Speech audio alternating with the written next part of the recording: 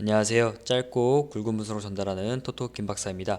12월 31일 2020년 마지막 날입니다. 프리미어 리그 2경기 준비했고요. 시간 확인하시길 바라겠습니다.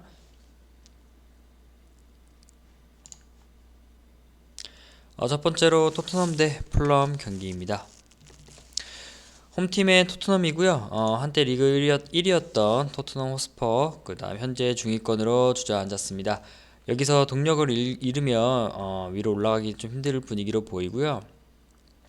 이번 라운드에서 승리하면 다시 상위권을 좀 진입할 수는 있습니다.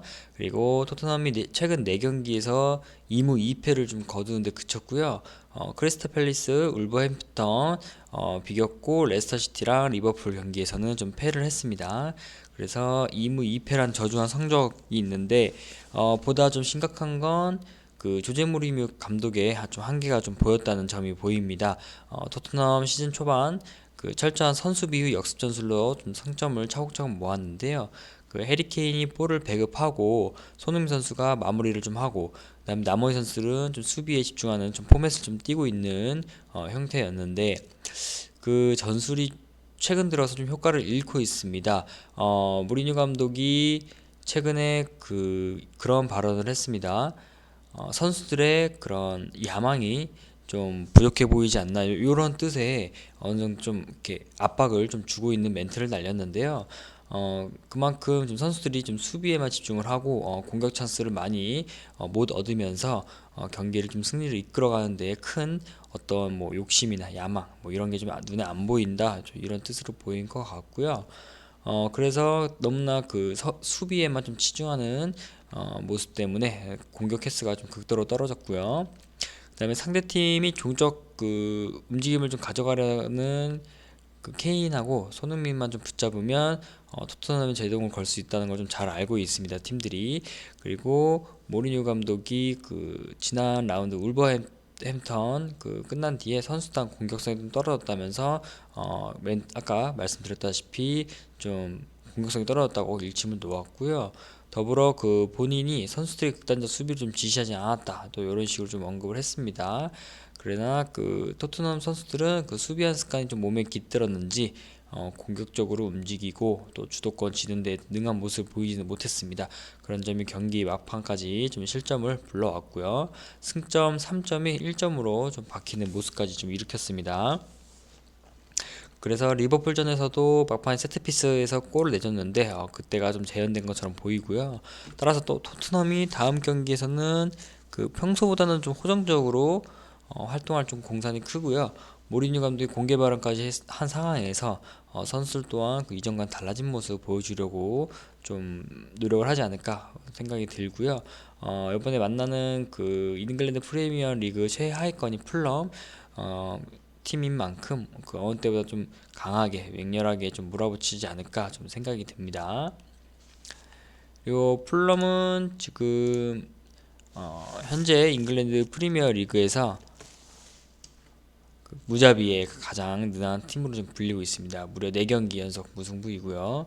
그 어떻게 보면은 상대의 레벨을 좀 가리지 않고 무승부를 캐냈다는 점이 보이는데 그 풀럼이 리버풀, 브라이튼 호브 알비언, 뉴캐슬 유나이티드, 그다음에 사우샘프턴 만나면서 경기당 차곡차곡 승점 1점씩을 좀 모았습니다.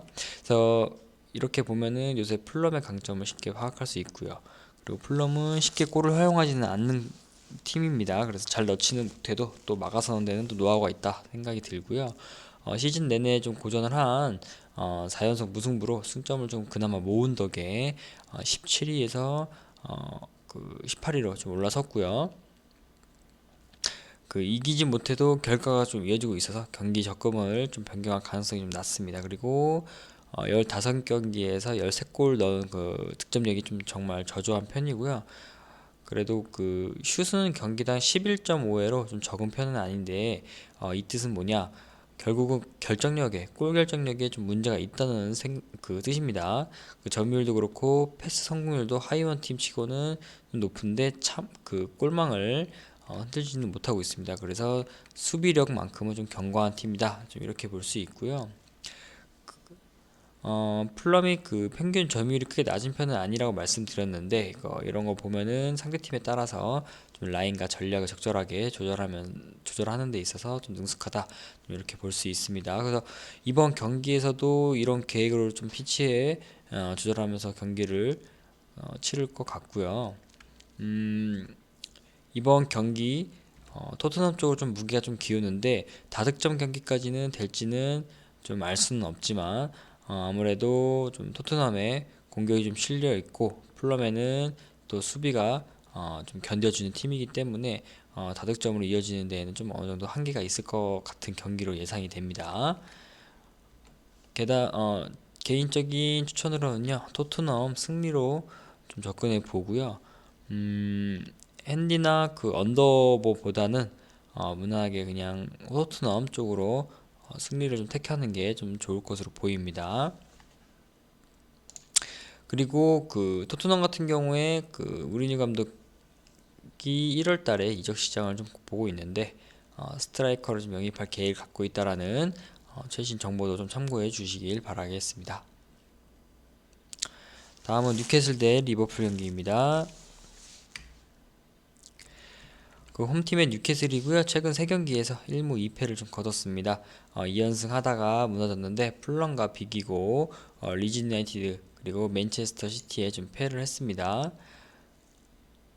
그다음에 브루스 감독이 그 최근 몇 주 동안 팀에 대한 의문이 많이 있었다라고 제기가 됐고 하지만 그 긍정적인 점도 많다.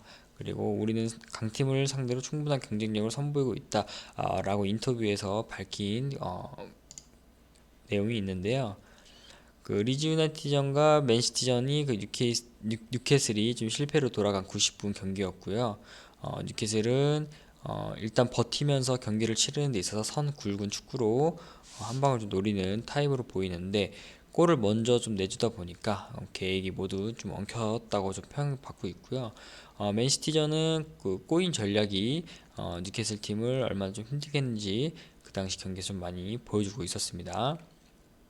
그리고 뉴캐슬은 평소 그 공격하는 스타일이 아닙니다. 그래서 라인을 좀 올리는 방법을 잘 몰랐던 것 같고 맨시티가 그 점유에 좀 워낙 능한 팀이었던 팀이기도 하고 지고 있는 상황에서 20%대 점유율은 몹시 좀 잔인했던 점유율로 좀 평가받고 있습니다. 그래서 뉴캐슬이 이번에는 좀 방법을 바꿔서 좀 경기를 치러봐야 될 것 같은데 솔직히 좀 쉬워 보이지는 않을 것으로 좀 보이고요. 경기 스타일 좀 바꾸려면 감독부터 선수단까지 전폭적으로 좀 고쳐야 할 것으로 좀 보이고 맨시티 같은 강팀을 만날 때마다 뉴캐슬이 할 수 있는 건 그 선제 실점을 좀 막는 방법이라고 생각합니다. 골을 넣어서 이기면 좋지만 또 비기더라도 나쁘지는 않기 때문에 임박한 그 리버풀전에서도 뉴캐슬은 좀 개선하지 않으면 원래 모습 그대로로 경기를 치를 것으로 예상이 되고요. 그 다음에 파이어팩을 좀 세우고 어떻게든 실점을 막아서 몇 프로 확률에 좀 기대를 걸 수밖에 없는 상황인데 작전대로만 좀 진행해 주면 뉴캐슬이 경기 시간이 좀 흐를수록 좀 여유로워지면서 유리한 고지를 좀 점할 수 있지 않을까 좀 예상이 되고요. 상대로서는 그 뉴캐슬 승점 3점을 얻지 못하면 좀 손해일 것으로 보입니다. 다음은 리버풀이고요. 리버풀은 사실 탐색이 좀 필요 없다 이렇게 볼 수 있습니다. 리버풀이 그 어떤 전술을 쓰고 또 얼마나 좀 강력한지는 뭐 전 세계 사람 다 알고 있는 사실이고요. 리버풀이 약팀하고 만났을 때 또 그 약팀이 그 방어 모드를 취할 때 어떤 결과가 났는지 좀 알아볼 필요가 있다고 생각이 듭니다. 예를 들어서 그 예전 리버풀 대 웨스트 브로미치 엘비언전에서 그 모두 예상 깨고 리버풀 상대로 1대 무승부를 연출했는데요. 버스를 여러 대 좀 세운 듯한 그 수비가 좀 전 세계 최고의 창을 가진 리버풀을 좀 무력화시켰던 경기였습니다. 그 리버풀이 모하메드 살라와 호베르트 피르미노 그다음에 사디오 마네 같은 그 월드 클래스의 트리오를 보유했는데도 견고한 수비진을 뚫을 수가 없었고요. 축구는 그 한두 명이 아닌 팀으로 싸워야 한다는 그런 말이 또다시 증명된 순간이라고 좀 보고 있습니다. 그래서 리버풀이 이번 시즌 리그에서 5번을 비겼는데 그중 3번이 약팀을 좀 상대했고요.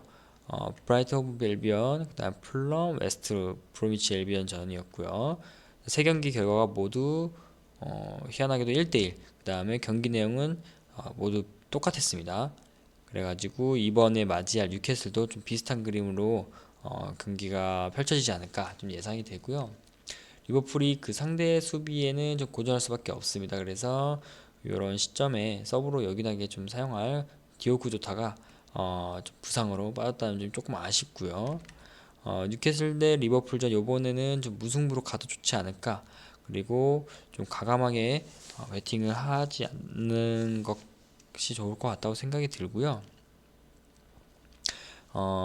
리버풀이 좀 소득 없이 돌려보낼 수도 있는 좀 그런 핸들링이 좀 좋은 팀입니다. 그래서 조금 더 과감한 좀 픽을 좀 추천을 드리면 뉴캐슬의 핸디승인데 그래도 저는 개인적으로는 무승부 그 다음에 언더 요 정도로 좀 선택하는 게 좋지 않을까 생각이 듭니다.